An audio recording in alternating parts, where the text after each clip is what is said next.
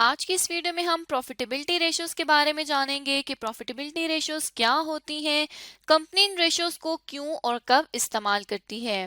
तो सबसे पहले अगर प्रॉफिटेबिलिटी रेशियोज की बात की जाए तो प्रॉफिटेबिलिटी रेशियोज ऐसी रेशियोज होती हैं जिनके थ्रू कंपनी ये जान सकती है कि कंपनी अपनी इनकम या आमदनी को कमाने की कितनी काबिलियत रखती है।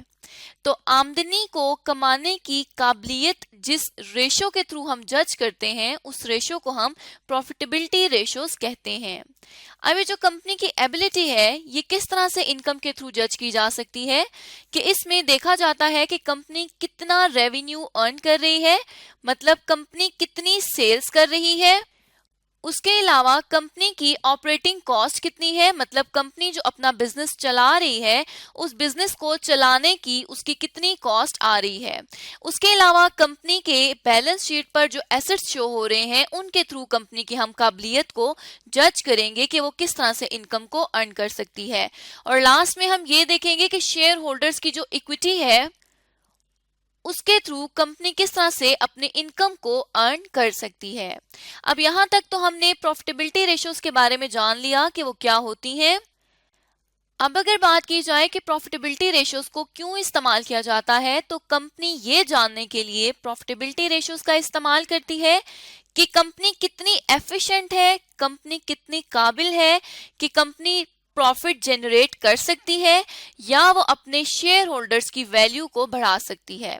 तो कंपनी इस चीज की एफिशिएंसी को जज करने के लिए प्रॉफिटेबिलिटी रेशियोज को इस्तेमाल करती है। अब अगर बात की जाए तो हम एक एग्जांपल को देख लेते हैं अली एंटरप्राइजेस की, जो कि एक फोन मैन्युफैक्चरिंग कंपनी है, फोन्स बनाती है। अब हम एज्यूम करते हैं कि कंपनी को फोन बनाने के बाद उन फोन्स को सेल करके 1 लाख रुपए आते हैं सेल्स के थ्रू, और ये सेल्स करने के लिए कंपनी की जितनी कॉस्ट ऑफ गुड्स सोल्ड होती है, जितना इन सेल्स पर खर्चा आता है वो आता है 50,000 रुपए का। अब हमने ये सीखा था कि अगर सेल्स में से कॉस्ट ऑफ गुड्स सोल्ड को लेस कर दिया जाए तो वो कोई ग्रॉस प्रॉफिट बन जाता है 50,000 रुपीज का।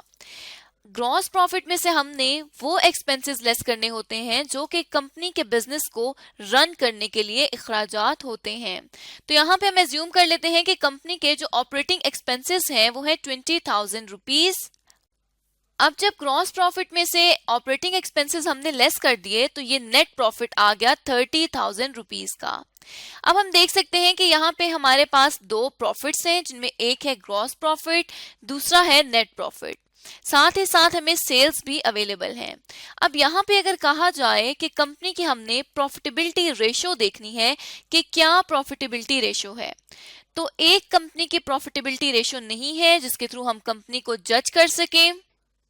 इसलिए यहाँ पर डिफरेंट टाइप्स हम डिस्कस करेंगे जो जो प्रॉफिटेबिलिटी रेशियोज की हैं, और उन टाइप्स के थ्रू कंपनी की प्रॉफिटेबिलिटी को जज करेंगे। क्योंकि यहाँ पे हमने सीखा कि हम ये देखते हैं कि कंपनी को revenue, operating cost, balance sheet assets और शेयर होल्डर इक्विटी के बेसिस पर कंपनी कितनी काबिल है अपनी इनकम अर्न करने के लिए।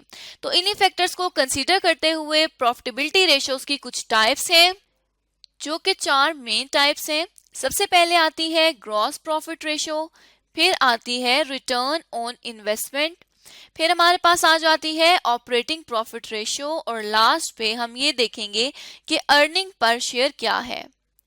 ग्रॉस प्रॉफिट रेशो की अगर बात की जाए तो ग्रॉस प्रॉफिट रेशो एक ऐसी प्रॉफिटेबिलिटी रेशो है जो कंपनी को ये बताती है कि सेल्स में कंपनी ने जो सेल्स की हैं उस सेल्स में ग्रॉस प्रॉफिट का हिस्सा कितना है, कितना पोर्शन ग्रॉस प्रॉफिट का है। जैसे कि अगर हम अपनी एग्जाम्पल को देखें तो यहाँ पर हमारे पास सेल्स भी अवेलेबल है जो कि 1 लाख रुपए की है, और साथ ही साथ ग्रॉस प्रॉफिट भी अवेलेबल है जो कि है 50,000 रुपए का। तो हमने ये देखना है कि इन सेल्स में कितने फीसद हिस्सा ग्रॉस प्रॉफिट का है, जिसके लिए हम ये ग्रॉस प्रॉफिट रेशो को कैलकुलेट करेंगे। अब ग्रॉस प्रॉफिट रेशो को हम एक फॉर्मूले के थ्रू कैलकुलेट करते हैं जिसमें हम क्या करेंगे कि ग्रॉस प्रॉफिट को सेल्स से डिवाइड कर देंगे और मल्टीप्लाई कर देंगे 100 से। तो यहाँ पे अगर हम देखें तो ग्रॉस प्रॉफिट हमारे पास आ रहा था 50,000 रुपीज का, जबकि सेल्स हमें पता है कि 1,00,000 रुपए की हैं। तो जब हम इसको कैलकुलेट करेंगे ये आ जाएगा 50%। इसका क्या मतलब हुआ कि ये जो 1,00,000 रुपए की सेल्स हैं इसमें 50% हिस्सा ग्रॉस प्रॉफिट का है। अब हम इस रेशो से कंपनी की एफिशिएंसी को जज कर सकते हैं।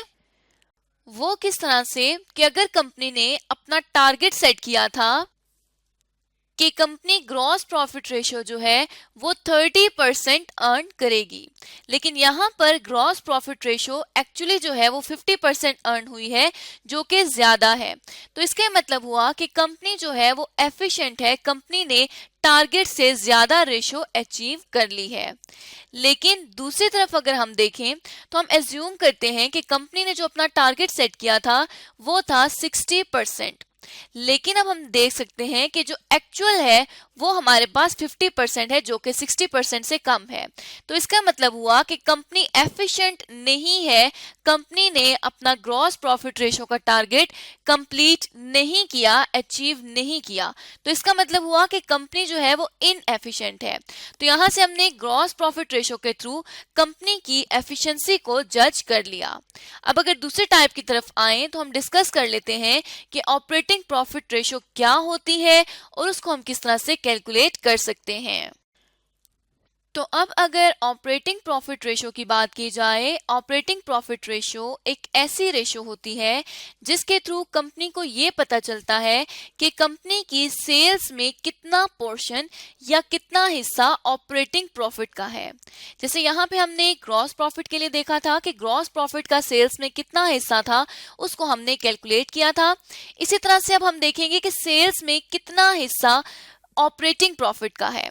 तो उसके लिए हम एक फॉर्मूला यूज करेंगे जो कि हमारे पास होगा operating profit divided by sales into 100। तो अगर हम अपने एग्जांपल की तरफ चलें तो एग्जाम्पल में हमें अवेलेबल है ऑपरेटिंग प्रॉफिट, जो कि जिसको हम नेट प्रॉफिट भी कहते हैं, वो है 30,000 रुपीज का। ऑपरेटिंग प्रॉफिट या नेट प्रॉफिट एक ही चीज होती है। अब यहाँ पे सेल्स हमें 1,00,000 रुपए की अवेलेबल है, जबकि नेट प्रॉफिट जो है वो 30,000 रुपीज का अवेलेबल है। यहाँ पे हम ऑपरेटिंग प्रॉफिट रेशो को कैलकुलेट कर लेंगे किस तरह से कि ₹30,000 जो कि ऑपरेटिंग प्रॉफिट है उसको हम डिवाइड कर देंगे 1,00,000 रुपए की सेल से और मल्टीप्लाई कर देंगे 100 से, तो हमें पता चल जाएगा कि 30% जो है वो ऑपरेटिंग प्रॉफिट रेशो आ रही है कंपनी की। तो यहाँ पे अगर देखा जाए 30% रेशो के थ्रू कंपनी एफिशिएंट है या नहीं, तो हम उसके टारगेट के थ्रू देख सकते हैं कि कंपनी ने अपना टारगेट कितना सेट किया था, कि कंपनी ने कितना ऑपरेटिंग प्रॉफिट रेशियो जो है वो अचीव करना है। तो लेट्स सपोज कि अगर कंपनी ने टारगेट सेट किया था 25%, अब यहाँ पर ऑपरेटिंग प्रॉफिट रेशियो जो है वो 25% से ज्यादा है, 30% है। तो इसका मतलब हुआ कि कंपनी जो है वो एफिशिएंट है। लेकिन अगर टारगेट हम सपोज करते हैं कि 40% का सेट था और कंपनी ने 30% ऑपरेटिंग प्रॉफिट रेशियो अर्न की है, तो इसका मतलब है कि ये ऑपरेटिंग प्रॉफिट रेशियो कम है। अगर एक्चुअल कम है तो इसका मतलब हुआ कि कंपनी जो है वो इनएफिशिएंट है। तो इस तरह से हम कंपनी की एफिशिएंसी को इन रेशियोज के थ्रू मेजर कर सकते हैं। अब मजीद देखें तो हमारे पास दो और मेजर प्रॉफिटेबिलिटी रेशियोज बच जाती हैं, जिनमें रिटर्न ऑन इन्वेस्टमेंट और अर्निंग पर शेयर की रेशियो है। इन दोनों टॉपिक्स को, इन दोनों रेशियोज को हम नेक्स्ट वीडियो में डिस्कस करेंगे और जानेंगे कि दोनों रेशियोज क्या होती हैं, कंपनी इनको क्यों और किस तरह से कैलकुलेट कर सकती है। तो इस तरह से आज की इस वीडियो में हमने जाना कि प्रॉफिटेबिलिटी रेशियोज क्या होती हैं, उनको क्यों इस्तेमाल किया जाता है कंपनी में, और हमने दो टाइप्स डिस्कस की प्रॉफिटेबिलिटी रेशियोज की।